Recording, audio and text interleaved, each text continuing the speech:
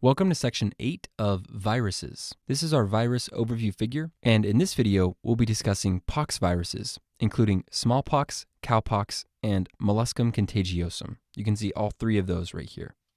This scene will take place in an outdoor sandbox with a bunch of elementary kids coming here to play on a field trip. We'll represent poxvirus with a bunch of boxes in this sandbox play area. So boxes for poxviruses. Notice that we've made the background blue, just like we've done in our other DNA virus videos. So poxvirus is a DNA virus. Notice that we've also shown several of the boxes outside of the sandbox play area. We've done this because the area inside of the sandbox is a symbol for the nucleus of a cell, while the area outside of the sandbox is a symbol for the cytoplasm. Therefore, the 4 boxes outside of the sandbox should help you remember that poxvirus is unique because unlike all of the other DNA viruses, it replicates in the cytoplasm, not the nucleus. Some of the boxes are kind of small, which is to help you remember the smallpox virus, which is one of the important poxviruses you need to be familiar with for step 1. So small box for smallpox virus. This is an image that shows what smallpox virus looks like. As you can see, it's a pretty horrific infection characterized by a widespread rash with elevated lesions.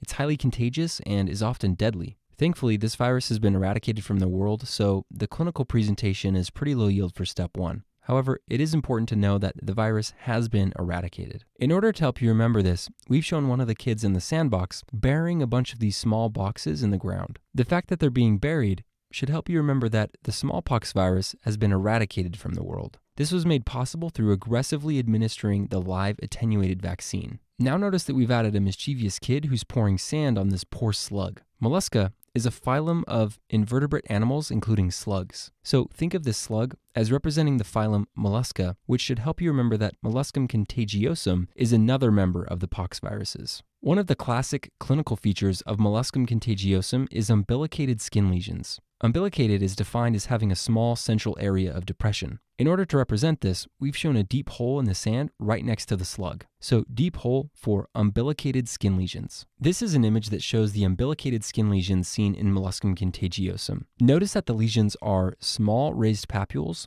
and if you look closely at the center of the papule, you can see small areas of depression. So for example, right here. This is what is meant by the umbilicated lesion. The final member of the poxviruses that you need to be familiar with is cowpox. We've represented this with a cow that's being milked in the background. So cow for cowpox. We've shown a woman milking the cow because cowpox is transmitted through cow udders. Historically, the virus became known as milkmaid blisters because dairy milkmaids were commonly observed to have the infection. The lesions caused by cowpox are very similar to smallpox, but it's basically a milder version of smallpox. Interestingly, a famous scientist named Edward Jenner discovered that dairy farmers who had cowpox were immune to smallpox, which is what inspired the smallpox vaccine. Okay, now that we've covered the members of the poxvirus, let's discuss some other important basic information. First, notice that this scene is occurring next to a playground with 2 slides running parallel right next to each other. Just like in other videos, the parallel lines here should help you remember that poxvirus is double-stranded. Now notice that we've shown a brick next to the kid who's burying the small boxes. This is to help you remember that electron microscopy of the virus may show brick-shaped particles.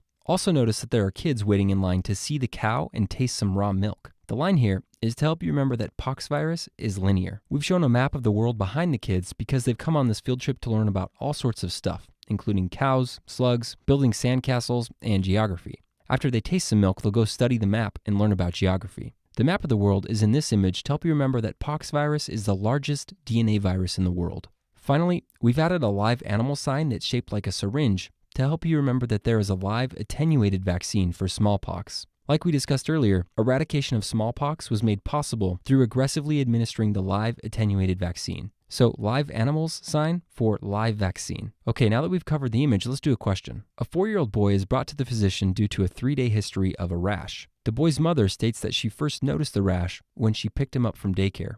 Physical examination of the left arm reveals clusters of small papules with central areas of depression. Which of the following is most likely true regarding the causal organism? A, it is an RNA virus. B, it is single-stranded. C, it is enveloped. Or D, it replicates in the nucleus of infected cells.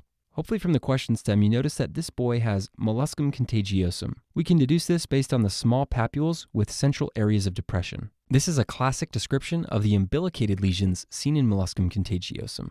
So the correct answer is C, it is enveloped.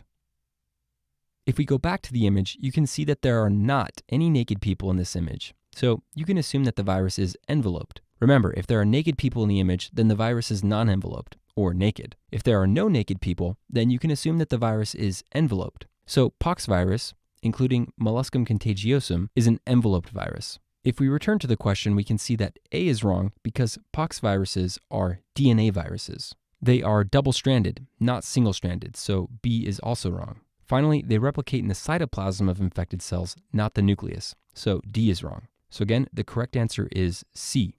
It is enveloped.